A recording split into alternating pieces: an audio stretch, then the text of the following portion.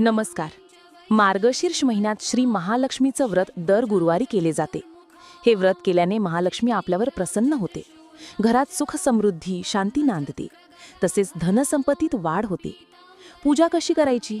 तर मार्गशीर्षच्या दर गुरुवारी सकाळी स्नान करून ज्या ठिकाणी पूजा करायची आहे ती जागा स्वच्छ करावी. त्या ठिकाणी कलश स्थापन करावा. महालक्ष्मीच्या फोटोची पूजा करावी. महालक्ष्मी व्रतकथा वाचावी किंवा ऐकावी. दिवसा उपवास करून संध्याकाळी महालक्ष्मीला गोडाचा नैवेद्य दाखवावा. असे 4 गुरुवार व्रत करावे. 4थ्या गुरुवारी महालक्ष्मीच्या व्रताचे उद्यापन करावे. उद्यापनास काय करावे? 5 सभाषणींना हळदी कुंकूला बोलवून त्यांना प्रसाद द्यावा व महालक्ष्मीच्या व्रतकथेची एक प्रत व 1 फळ त्यांना द्यावे. यावर्षी मार्गशीर्ष महिन्याचे 4 गुरुवार कधी आहेत? तर पहिला गुरुवार 27 नोव्हेंबर, दुसरा गुरुवार 4 डिसेंबर, तिसरा गुरुवार 11 डिसेंबर, चौथा गुरुवार 18 डिसेंबर. हे व्रत स्त्री पुरुष कोणीही करू शकते. श्रद्धेने मनोभावे व्रत करावे. जय महालक्ष्मी माता.